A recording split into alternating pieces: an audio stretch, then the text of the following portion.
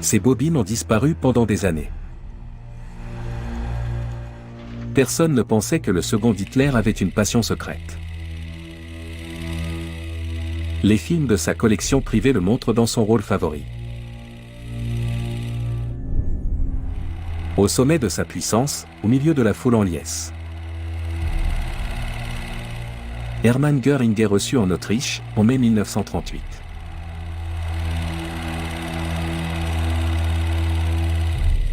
Il a longtemps été le confident le plus proche d'Hitler.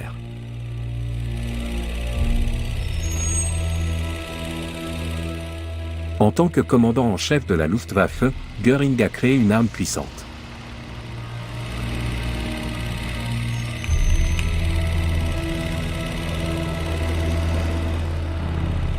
Hitler et Göring, deux carrières étroitement liées. Quels sont les points communs entre leurs deux parcours ? Que révèlent ces films sur le personnage le plus exubérant du national-socialisme ?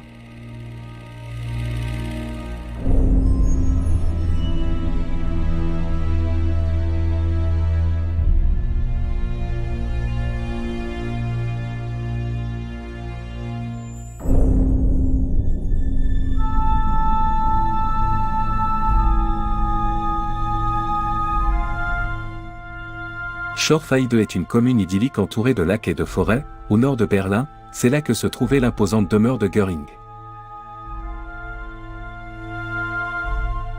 Carinal. La demeure d'un homme qui disait de lui-même « Je suis un homme de la Renaissance, j'aime la splendeur ». Il veut être le visage jovial de la dictature. Mais Hermann Göring, maréchal du Troisième Reich, était impliqué dans tout ce dont le régime s'était rendu responsable. Élimination des opposants politiques, crimes par millions, guerre mondiale meurtrière.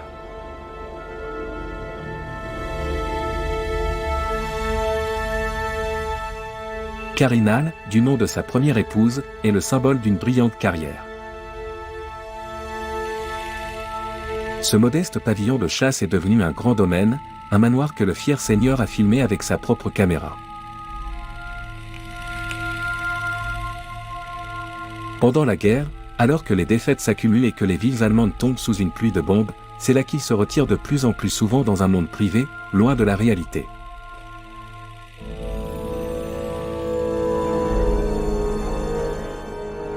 Il regarde ce genre de film dans son home cinéma.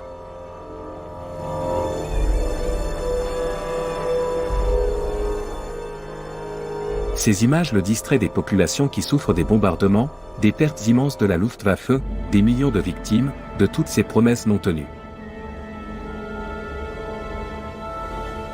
Au moins, nous avons bien vécu pendant 12 ans, dira-t-il plus tard.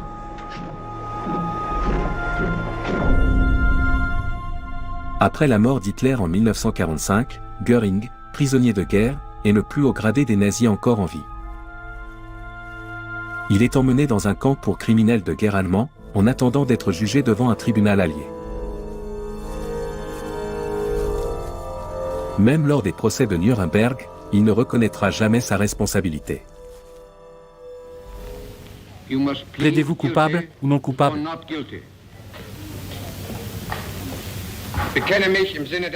Je plaide non coupable. Finalement, il se condamne de lui-même au poison.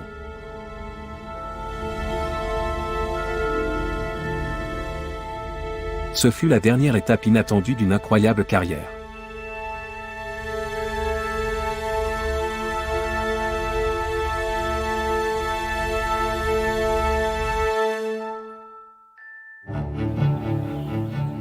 Hermann Wilhelm Göring, fils d'un ancien fonctionnaire colonial, grandit dans le château d'un vieux chevalier de Franconie, au sud de l'Allemagne. Il appartient à son parrain juif, avec lequel sa mère a une liaison. Göring est considéré comme un enfant difficile, et sa mère prophétise qu'il deviendra soit un homme influent, soit un grand criminel. Pour comprendre mon frère, dit sa sœur Paula, il faut se rendre au château de Weldenstein, où il a passé une jeunesse romantique à lire des romans et à jouer au chevalier, jour après jour. Dès son enfance, Göring se passionne pour tous les sujets militaires. S'il y a une guerre, dit-il, je ne manquerai pas de faire honneur au nom de Göring.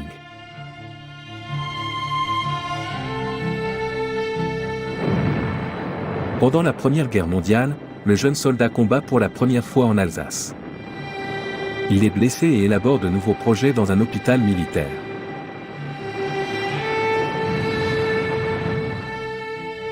Le sous-lieutenant Göring Wieso.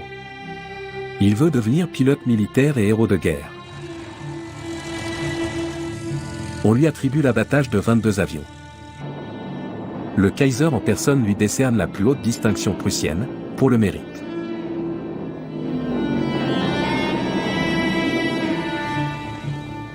En tant que dernier commandant du célèbre escadron de chasse Richthofen, il est connu dans tout le pays. Mais lorsque la défaite met fin à cette incroyable carrière, son monde s'écroule.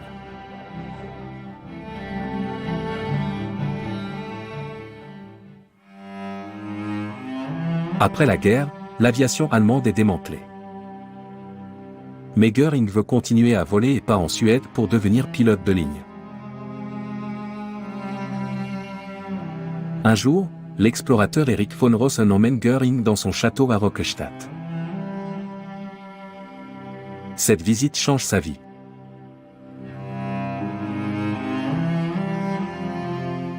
Il rencontre Karine, qui sera sa première femme. Elle quitte son mari et ses enfants pour épouser un pilote de la Première Guerre mondiale, un scandale pour la société de l'époque. Après la mort de Karine, en 1931, Göring préserve sa mémoire. Il donne son nom à ses yachts, fait faire des peintures d'elle et même une salle à sa mémoire.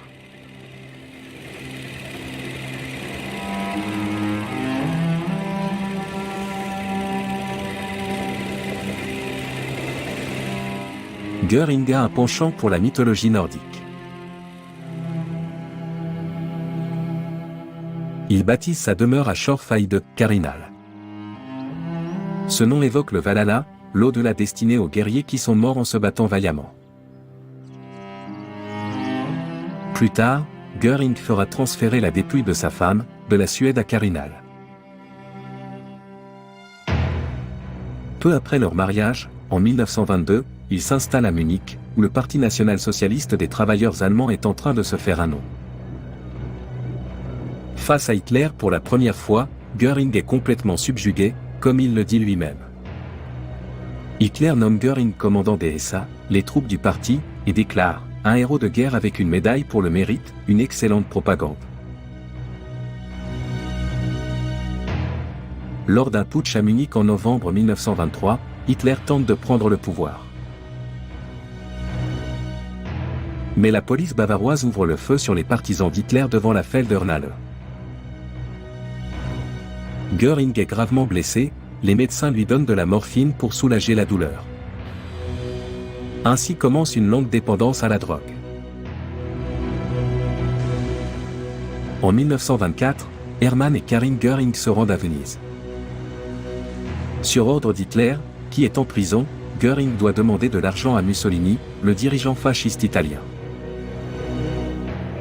Göring est alors recherché. Il a besoin de plusieurs doses de morphine par jour. C'est un homme sans avenir. Pendant toute une année, les Göring tentent de rencontrer Mussolini. Mais ce dernier n'a que faire du messager d'un leader dont le parti est au plus bas en Allemagne. La mission de Göring est un échec. Il retourne en Suède, dans la famille de Karine, un échec politique marqué par son addiction. Il touche le fond. Le médecin d'un hôpital psychiatrique le décrit comme suicidaire, dépressif, égocentrique et détestant les juifs.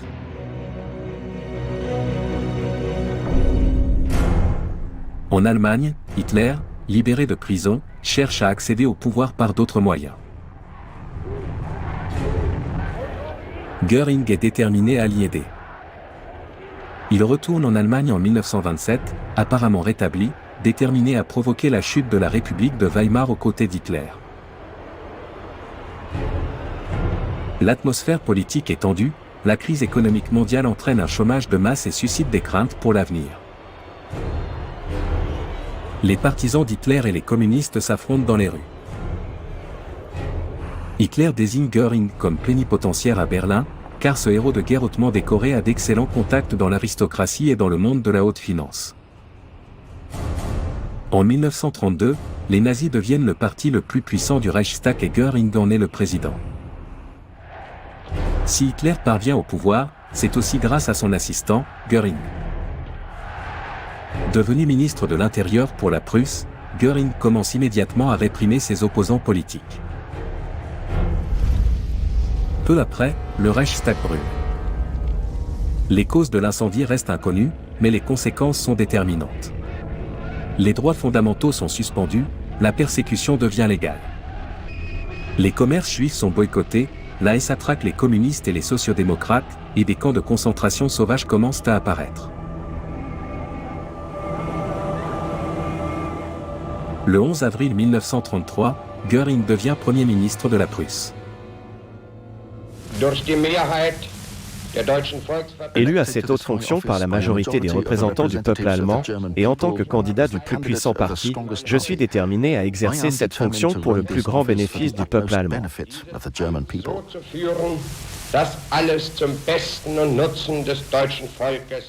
Plus que tout, je suis déterminé à rendre à ce Parlement sa dignité d'antan, comme l'avait fait autrefois Bismarck, un grand chef d'État.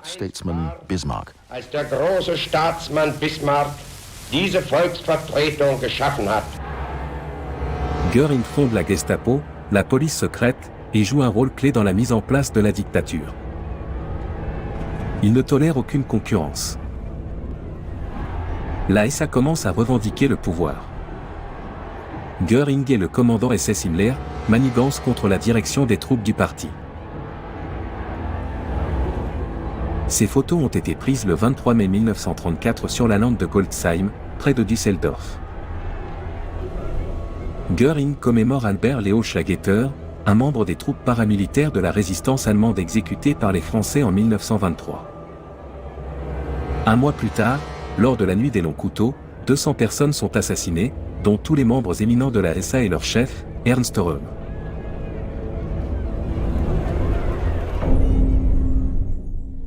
Göring se retire dans sa maison à Obersalzberg, non loin d'Hitler. La brutalité de Göring suscite l'admiration du dictateur, qui le désigne comme son successeur s'il venait à mourir. Bonjour César, tu viens me rendre visite? Tu as pris ton repas? Tu as bien mangé? Allez, saute. Je n'ai pas de conscience, dit Göring, Adolf Hitler est ma conscience. L'assassinat de Röhm nuit plus que jamais à la réputation de Göring à l'étranger. Des caricatures le représentent vêtu d'un tablier de boucher ensanglanté, une hache à la main. Mais Göring veut se donner une autre image. Il veut s'engager dans la politique étrangère et sait que sa réputation rendra les choses difficiles. Il veut être populaire, adulé par les foules comme ici en Autriche, en mai 1938. Il laisse la Gestapo et la police aux mains de Himmler, de Heydrich et des SS.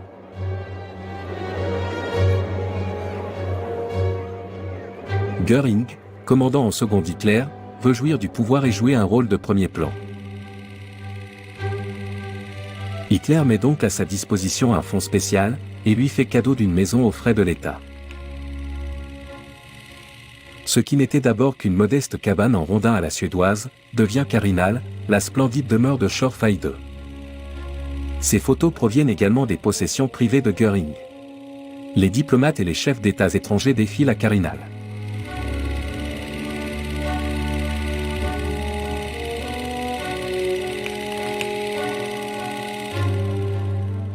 Göring souffre toujours gravement de sa toxicomanie. Son goût du déguisement et de l'autoglorification semble vraiment grotesque. Mais intérieurement, Göring reste fidèle à lui-même. Il est interdit aux ressortissants allemands, ou à leurs proches, d'épouser des juifs.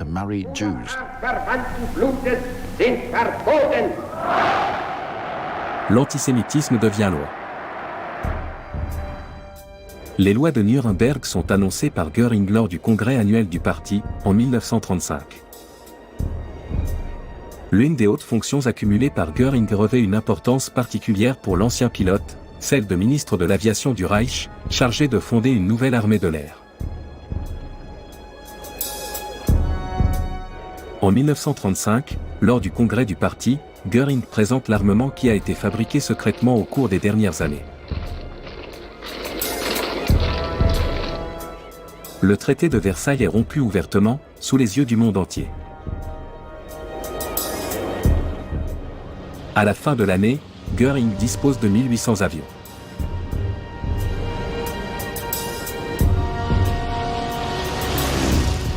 Cette nouvelle force aérienne jouera un rôle décisif dans la stratégie d'Hitler. Son baptême du feu aura lieu en 1936, durant la guerre civile espagnole. Göring, remettant des médailles à des soldats de la Légion Condor, un soldat filme la cérémonie. Sous les yeux choqués du monde, l'armée de l'air fait ses preuves, en bombardant la ville espagnole de Guernica. C'est Göring qui ouvre la voie depuis le nouveau ministère de l'Aviation, au centre de Berlin. Celui qui exerce ici son pouvoir joue également un rôle central dans l'économie. En 1936, Göring devient responsable du plan de 4 ans et, de ce fait, dictateur de l'économie et de l'armement. Hitler veut que l'économie soit prête pour la guerre d'ici 4 ans. C'est sa tâche la plus importante jusqu'alors. Cette nouvelle mission atteste de la confiance d'Hitler envers son second, car la guerre est sa priorité absolue. Importation, matières premières, monnaie. Göring contrôle presque tout et il a déjà un œil sur le prochain objectif. Hitler ordonne l'annexion de l'Autriche, et Göring saisit l'occasion, utilise la menace pour faire pression sur le gouvernement autrichien jusqu'à ce que le chancelier Schuschnigg se retire, libérant ainsi la voie pour Hitler.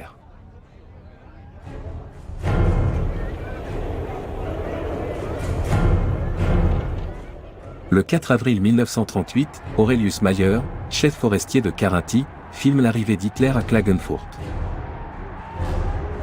Des images privées montrent le retour d'Hitler, mis en scène comme une procession triomphale dans tout le pays.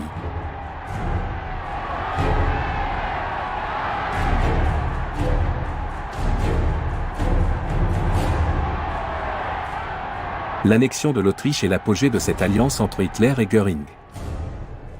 Lorsque le dictateur exprime des doutes, Göring les dissipe et agit. Il se complète. En temps de crise, dit Hitler, Göring fait preuve de sang-froid.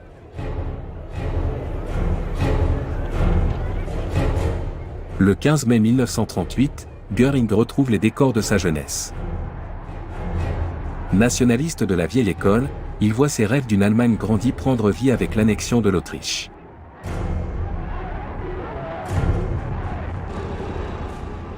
À l'abri des caméras, cependant, les juifs et les opposants politiques sont humiliés dans la rue, voire arrêtés.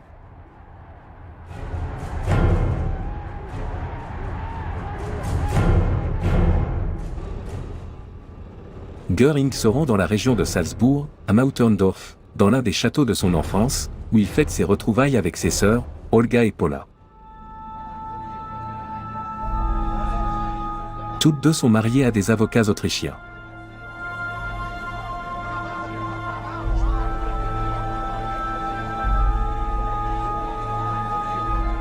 Göring voit dans l'annexion de l'Autriche de grandes opportunités commerciales. La Reichswerk-Hermann Göring, l'un des plus grands complexes industriels d'Europe, ne demande qu'à s'étendre au sud-est. Et l'Autriche, porte d'entrée des Balkans, est désormais sous contrôle allemand. Göring est satisfait. Tandis qu'il se plonge dans ses souvenirs d'enfance, Hitler prépare la prochaine étape vers la guerre. Il prévoit d'écraser la Tchécoslovaquie et Göring doit organiser la mobilisation économique. Mais il veut éviter une grande guerre, car il n'est pas sûr de la remporter.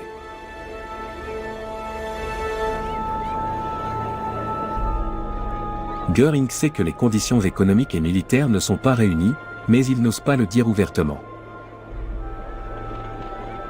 Au contraire, devant les représentants de l'industrie aéronautique, il semble confiant. Il y aura beaucoup de dégâts. Et nous devrons entrer dans une grande guerre, ce qui ne m'effraie pas.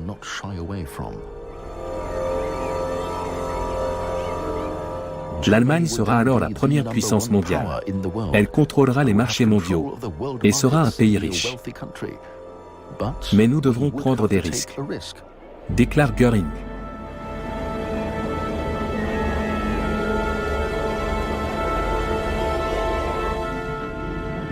Il évite les conflits ouverts, fait tout ce que veut Hitler et pratique, en coulisses, une diplomatie pacifique.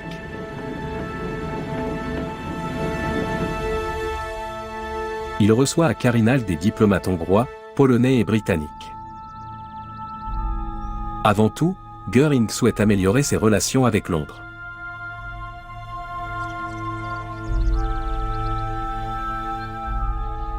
Il voit l'Allemagne comme une grande puissance impériale, mais ne veut pas d'une guerre mondiale.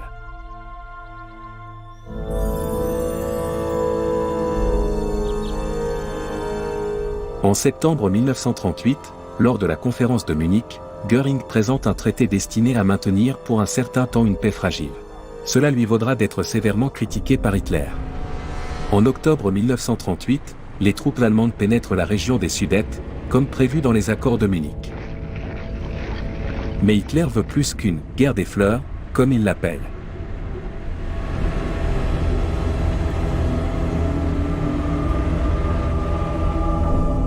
Novembre 1938, baptême de la fille de Göring, Ida, à Quirinal. À ses côtés, sa nouvelle épouse, Emmy Sonnemann. Les relations entre Hitler et Göring sont troublées. Pour la première fois, le dictateur le qualifie de lâche. Mars 1939, tandis qu'Hitler marche sur la Tchécoslovaquie, Göring passe ses vacances en Italie. Il a tout à coup perdu en influence. Hitler prend d'autres conseillers, dont Joachim von Ribbentrop aux affaires étrangères. Göring sent que la guerre est inévitable, mais il n'ose pas contredire ouvertement. Chaque fois que je me tiens devant le Führer, dit-il, mon cœur se serre dans ma poitrine.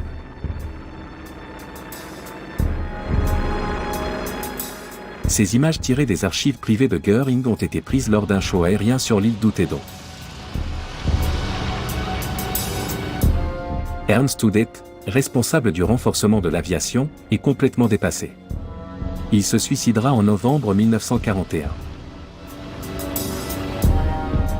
De nouveaux types d'avions sont construits. Göring assure à Hitler que la Luftwaffe est prête pour la guerre.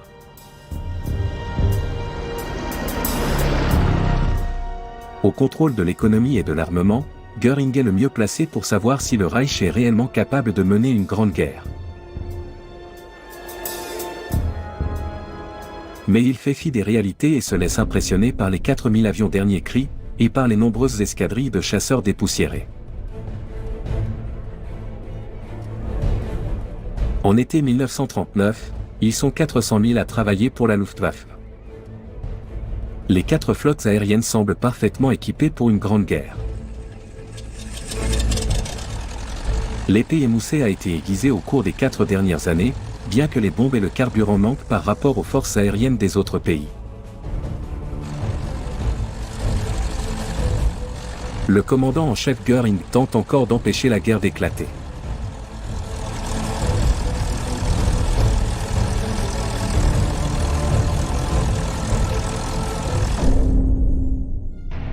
Le 6 juin 1939, à Berlin, la capitale est décorée pour accueillir la Légion Condor. Nous sommes à la veille de la Seconde Guerre mondiale. Göring implore presque Hitler, cessons de jouer au poker. Hitler répond, j'ai toujours joué au poker. En Espagne, 5000 soldats allemands ont aidé Franco à accéder au pouvoir, un vol d'essai, sans trop de pertes.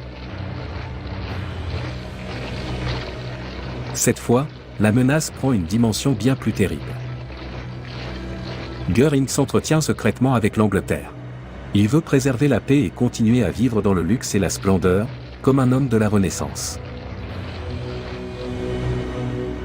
Il a beaucoup à perdre.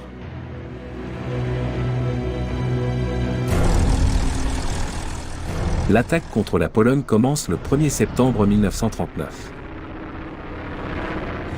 La Luftwaffe de Göring prend le contrôle des cieux presque sans effort. Les Polonais n'ont aucune chance. Des bombardiers en piqué aux sirènes stridentes ouvrent la voie aux forces terrestres. Göring est loyal à Hitler, car il lui doit tout. Des films privés le montrent à l'ouverture du secours d'hiver, en octobre 1939.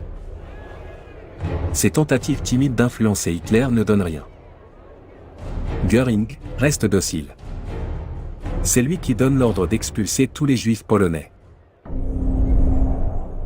L'occupant allemand a créé des ghettos, comme ici à Litzmannstadt, l'actuelle Lodz, où les juifs vivent dans des conditions sordides. Bientôt, les ghettos ne sont plus que des étapes précédant la déportation vers les camps d'extermination. Göring joue aussi un rôle dans cette guerre. En novembre 1938, alors que les synagogues brûlent, Göring décrète que la population juive d'Allemagne devra payer 1 milliard de Reichsmark en guise d'expiation, selon lui. Les Juifs seront dépossédés et contraints à l'exil. Cependant, Göring veille soigneusement à ce que son nom ne soit pas associé à ces crimes.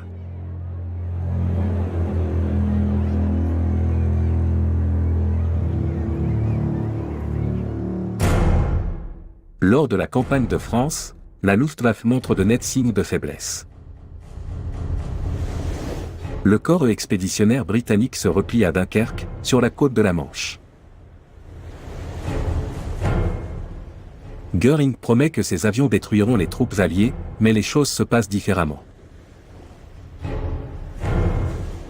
338 000 soldats anglais, français et belges parviennent à s'enfuir.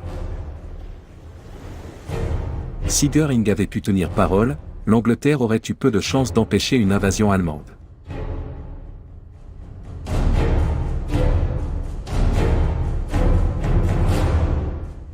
Deux semaines auparavant, Rotterdam avait été gravement touché par la Luftwaffe. Alors que des négociations avaient lieu pour la reddition des Pays-Bas, les avions de Göring avaient rasé la ville sans défense. Le commandement allemand avait été informé trop tard des négociations.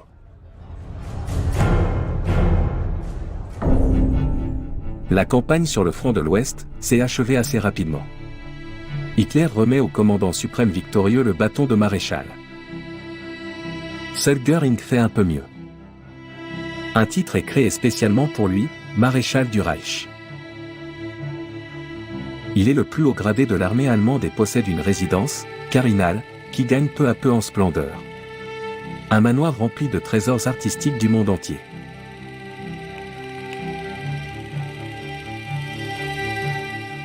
Göring collectionne les vieilles toiles de maître, les tapisseries, les sculptures, et rien ne l'arrête lorsqu'il convoite un objet.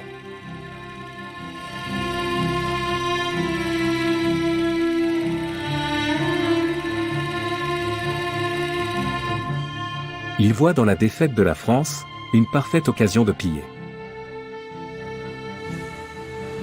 Paris regorge d'œuvres d'art et le commandant en second de l'État vient prendre tout ce qu'il désire. Le Louvre, lieu sacré pour tout amateur d'art, n'est pour Göring qu'un grand magasin en libre service. Sur sa liste de courses, de grands noms comme Rubens, Velázquez, Cranach le jeune, Cranach l'ancien.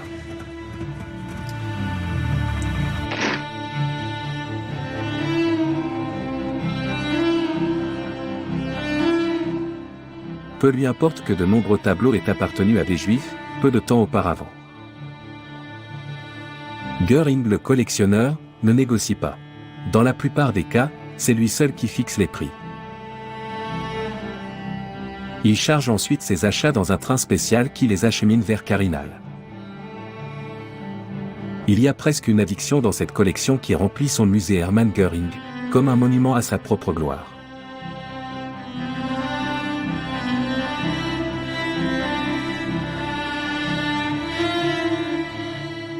Des experts ratissent les pays occupés à la recherche d'œuvres d'art, pour la collection de Göring. Tout propriétaire qui refuse de coopérer, risque sa vie.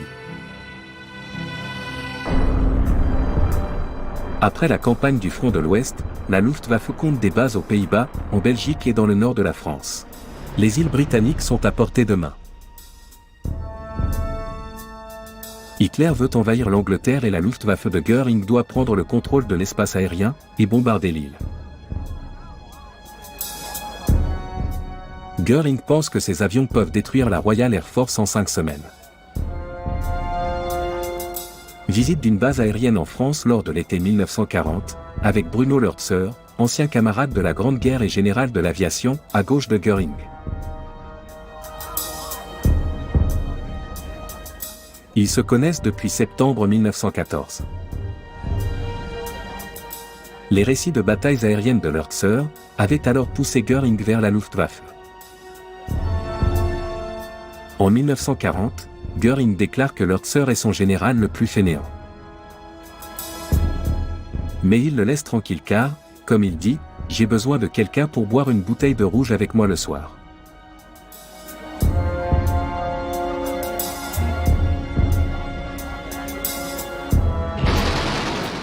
La bataille d'Angleterre sera sa première grande défaite. La Royal Air Force est l'égale de la Luftwaffe. Les Spitfire anglais infligent de lourdes pertes. Fin septembre 1940, les plans d'invasion sont temporairement mis de côté.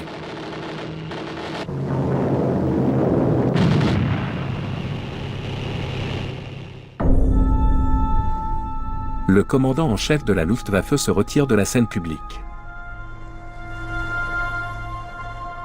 D'octobre 1940 à janvier 1941, Göring est en vacances sur les lacs de Carinal.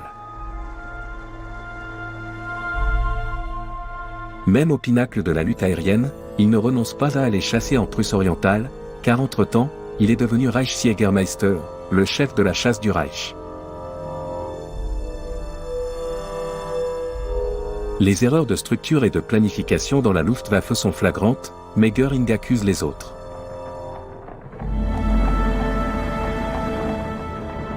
Il se trouve au milieu d'une guerre qu'il n'a pas voulu, mais qu'il mène quand même, avec toutes ses conséquences.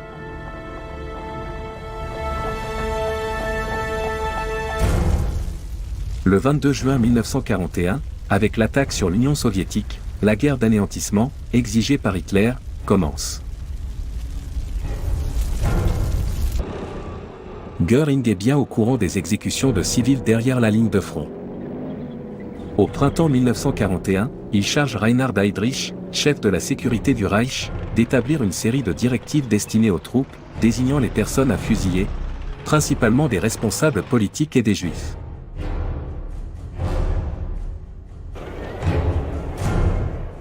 Des millions de prisonniers soviétiques perdent la vie dans cette guerre.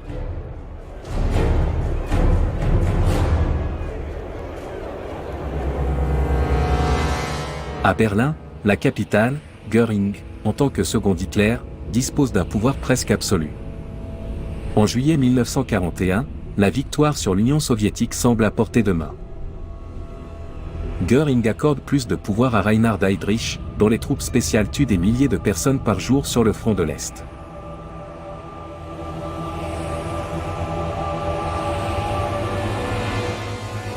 Göring charge Heydrich de mettre en place la « solution finale » de la question juive, dans les zones d'influence allemande d'Europe. Partout en Allemagne, les déportations commencent. Ces enregistrements privés montrent les 293 derniers juifs de Dresde, embarqués dans un train au début du mois de mars 1942. Ils se dirigent vers la rampe du camp d'extermination d'Auschwitz-Birkenau. Seuls 10 d'entre eux auraient survécu.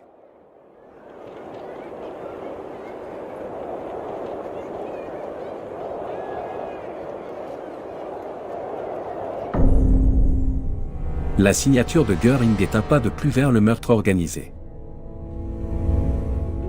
Mais officiellement, il ne veut rien avoir à faire avec ces crimes.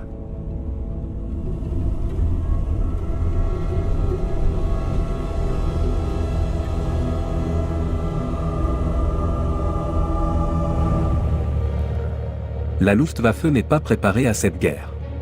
Son système de défense est chaotique. Même l'ingénieur Willy Messerschmitt ne peut résoudre le problème principal, il n'y a pas assez d'avions, ni de moteurs assez puissants. Outre les soldats, ces planeurs transportent du matériel militaire léger, et ils ont joué un rôle important dans la bataille de Crète. Les nouveaux progrès technologiques arrivent trop tard ou ne sont d'aucune utilité. Ernst Udet est responsable du désastre de la défense. Il s'effondre sous le poids des responsabilités et met fin à ses jours. Des décisions préliminaires sont prises sur le front de l'Est. L'attaque sur Moscou échoue. Une armée entière tombe à Stalingrad.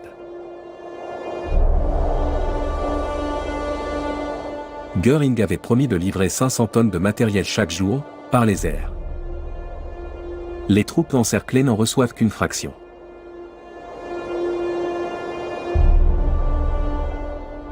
Ses relations avec Hitler sont au plus bas. Nuit après nuit, les villes allemandes subissent les attaques dévastatrices des bombardiers anglais. Si un avion ennemi atteint le Reich, j'en mangerai mon chapeau, dit Göring. Sa Luftwaffe est impuissante. Les unités antiaériennes ne peuvent qu'endiguer le flux des bombardiers, pas l'arrêter. Göring est aussi responsable de la défense antiaérienne. Il est aux commandes de la Ligue de protection aérienne du Reich et de ses millions de membres. Enregistrement privé de mars 1943. Des unités de défense antiaérienne effectuent un exercice d'urgence dans le centre de Berlin. Leur plus grand souci concerne les attaques au gaz. Les jeunes et les adultes portent le masque à gaz dit « du peuple ». Ils pensent être bien équipés pour faire face aux attaques à venir. C'est sans compter sur la puissance dévastatrice des explosifs brisants et des bombes incendiaires. Comme à Hambourg, en juillet 1943. Une tempête de feu dans les rues, qui détruit une grande partie de la ville hanséatique. Les températures atteignent les 1000 degrés. Plus de 40 000 personnes meurent.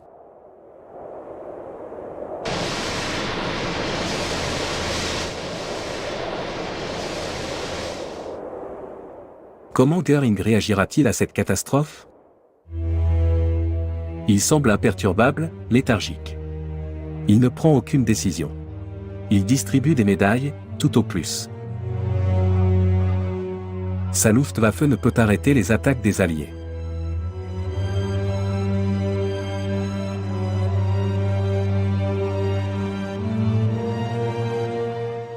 Les innovations techniques, comme les radars aéroportés ou les SEP Liechtenstein, profitent, à court terme, aux forces aériennes. Mais les Anglais parviennent à déjouer leurs attaques, en aveuglant les radars avec du papier d'aluminium. Ce fut un facteur crucial, dans l'attaque de Hambourg.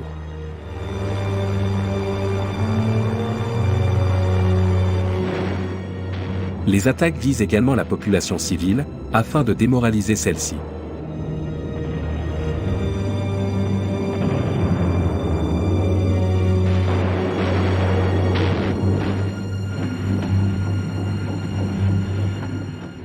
L'Allemagne sous les bombes. Des images non censurées. Jamais montrées dans la presse filmée de l'époque.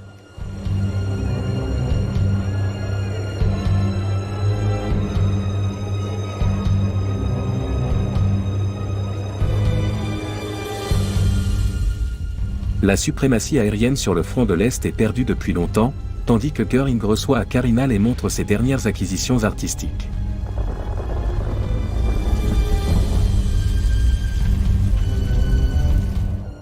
Le commandant en chef ne veut pas voir ce genre d'image.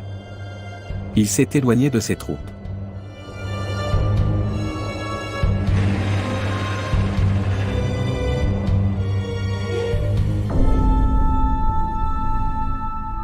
La chasse l'intéresse plus que tout.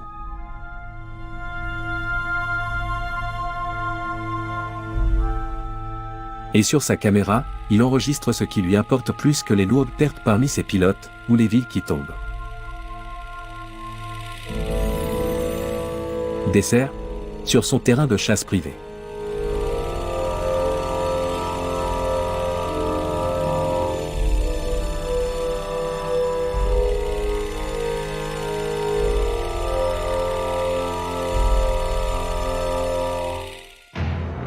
Depuis le printemps 1944, l'aviation américaine contrôle l'espace aérien allemand. Les chasseurs de Göring ne peuvent presque rien contre cette force supérieure. Ils manquent de tout, de moteurs, d'essence, de pilotes, et surtout de décisions claires de leurs supérieurs. Les bombardements sont plus destructeurs que jamais. Jusqu'alors, le Berghof d'Hitler est resté intact. Le chef de guerre est outré par l'échec de la Luftwaffe et par les vaines promesses de son successeur désigné. En mai 1944, les forces américaines bombardent l'industrie pétrolière.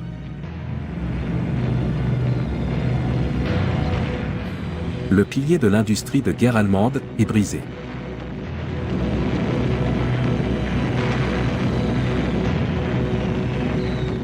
Les voies de transport sont systématiquement détruites.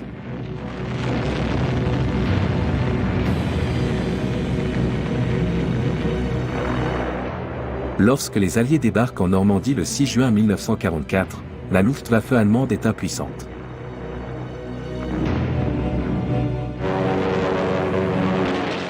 Elle a été vaincue. L'ampleur des pertes est catastrophique. Rien qu'en novembre 1944, 404 avions de chasse sont perdus et 244 pilotes tués.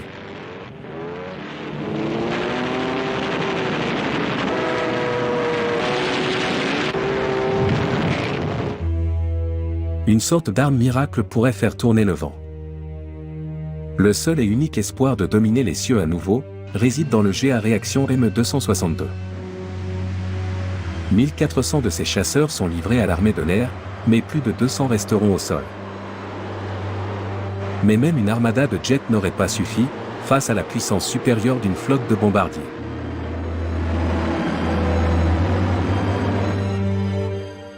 Adolf Galland, général de la Luftwaffe, est connu pour son franc-parler. À plusieurs reprises, il souligne la désolante infériorité des armes allemandes. Mais Göring ne tolère aucune critique. Galland tombe en disgrâce. Il deviendra le bouc émissaire responsable de l'effondrement de la Luftwaffe. Fin janvier, le général de la Luftwaffe est remplacé. La lutte pour l'espace aérien allemand s'achève. Les pilotes allemands, toujours plus jeunes et moins entraînés, font des missions suicides.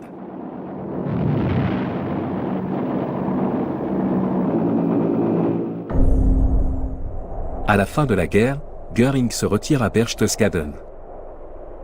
À Berlin, l'armée rouge se ferait un chemin vers le bunker d'Hitler, au centre de la ville.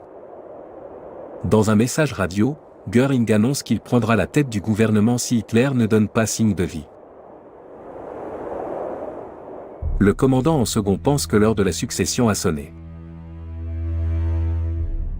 Mais à Berlin, Hitler sent venir la trahison et ordonne au SS d'arrêter Göring chez lui. Il est démis de toutes ses fonctions.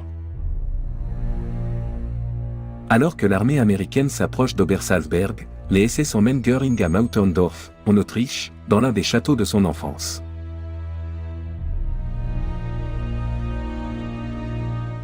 Suite au suicide d'Hitler, il prévoit de négocier avec le général américain Eisenhower. Il croit toujours qu'il ne peut pas être négligé. Le 7 mai 1945, Hermann Göring se constitue volontairement prisonnier américain, croyant à tort que les vainqueurs négocieront avec lui en tant qu'émissaire allemand. Surpris, les soldats s'emparent des armes, des médailles et de la bague en émeraude de l'ancien maréchal. Amy, sa femme, et Eda, sa fille, sont faites prisonnières par les soldats américains.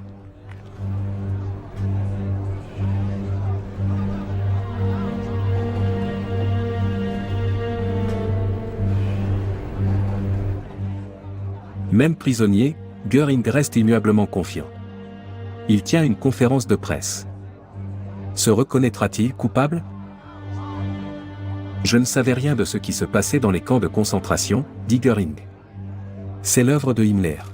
En tant que maréchal du Reich, il n'aurait jamais permis de telles atrocités.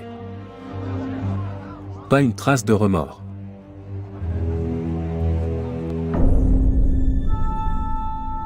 Tous les membres de la Luftwaffe de Göring sont désormais prisonniers de guerre. Adolf Galland, bavardant avec les pilotes américains. Le maréchal Kesselring, récemment encore commandant en chef sur le front de l'Ouest.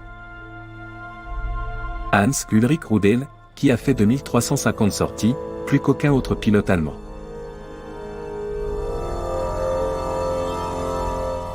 Hermann Göring semble en effet surpris de figurer sur la liste des criminels de guerre. Un journaliste américain qui couvre la conférence de presse de Göring. Ce grand homme semblait plutôt mal à l'aise. En sueur, il demande au traducteur de préciser qu'à cause d'une querelle, lui, le maréchal du Reich, n'échangeait plus avec le Führer depuis longtemps. Complètement incommunicado, souligne-t-il en agitant le doigt. Veuillez insister sur ce point, c'est important, a-t-il dit.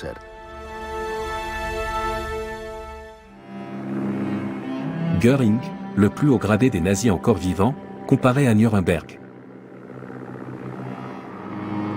Dans cette ville où se tenaient les congrès du parti, désormais dévastés par les bombardements, les principaux criminels de guerre sont jugés par un tribunal allié.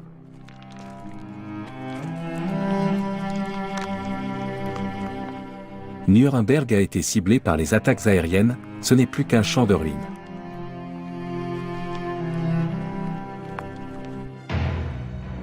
Mais le seul bâtiment qui en a réchappé est le tribunal, où se sont déroulés les procès des plus grands criminels de guerre. Les prisonniers attendent dans ces cellules. L'homme que les Alliés appellent le nazi numéro 1 est lui aussi surveillé jour et nuit.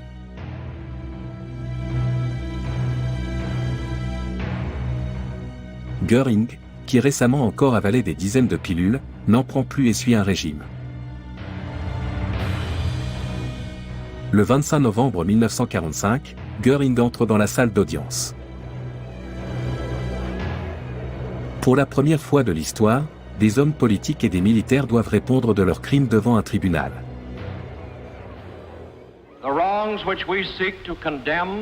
Les torts que nous cherchons à condamner et punir ont été si calculés, si pernicieux, et si dévastateurs que la civilisation ne peut tolérer qu'ils soient ignorés, parce qu'elle ne peut survivre à leur récidive.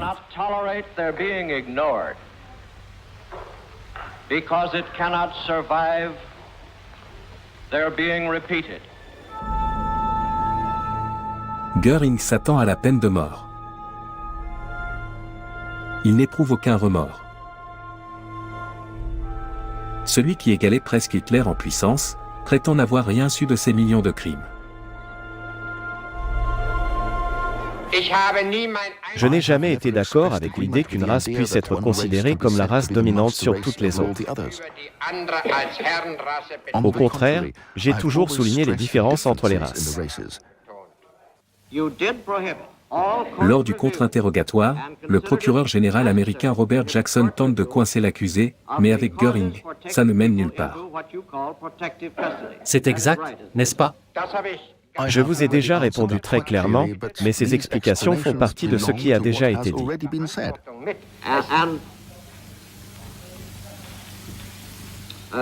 Votre avocat y veillera. Verbeux et sûr de lui, Göring épate une dernière fois la galerie et accuse les Alliés d'avoir commis les mêmes crimes que les nazis. Son but est de laisser une image positive de lui-même dans la postérité.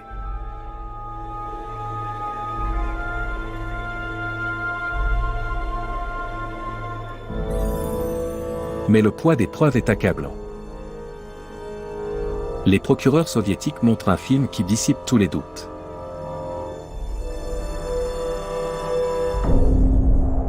Auschwitz.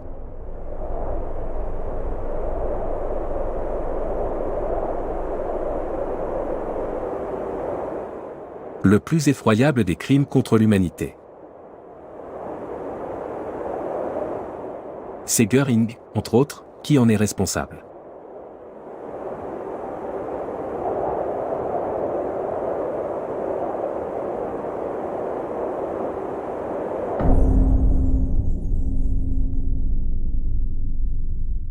Il est reconnu coupable de tous les chefs d'accusation et condamné à mort.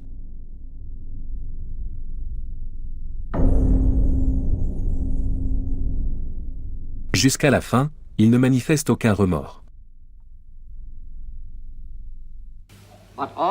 Mais toutes ces choses étaient nécessaires, si j'ai bien compris, pour protéger. Oui, c'était nécessaire dans la situation où nous nous trouvions. Le jugement ne m'a nullement affecté, déclare Göring au psychologue judiciaire américain. L'exécution est prévue pour le 16 octobre 1946. Dans un dernier coup d'éclat, il écrit une lettre au gardien de prison. Lorsqu'il a été conduit en prison, il avait en sa possession 3 capsules de poison. J'ai mis la première dans mes habits pour qu'on la trouve en me fouillant.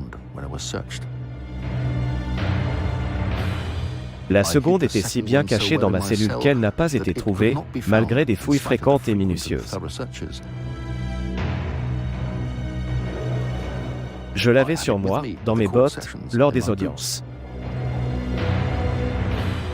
La troisième capsule était dans ma petite trousse de toilette, dans un pot rond de crème de soin.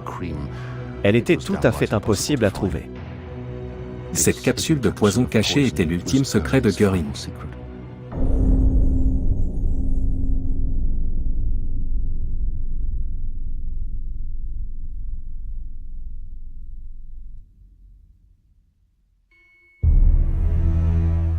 Un autre secret est découvert à Berchtesgaden peu après la fin de la guerre. Les troupes américaines trouvent la maison de campagne de Göring, non loin des ruines du Berghof d'Hitler.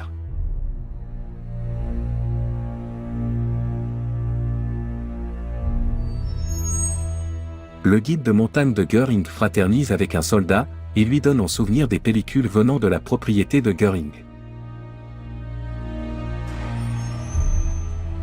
Elles ont croupi des années dans une cave aux États-Unis, avant d'être retrouvées et soigneusement restaurées.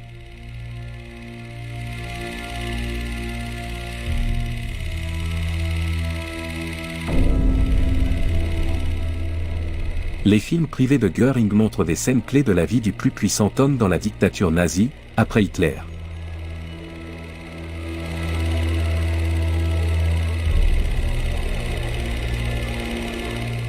Le plus proche confident d'Hitler.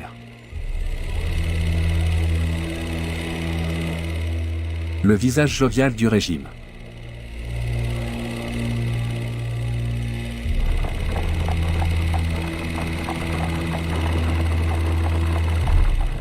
Un homme aux multiples visages.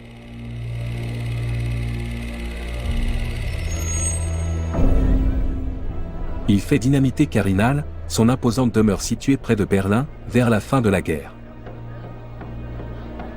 Avant cela, les œuvres d'art sont mises en sécurité, puis confisquées par l'armée américaine. Les troupes de déblaiement tentent d'effacer l'histoire. Mais il en restera toujours une trace.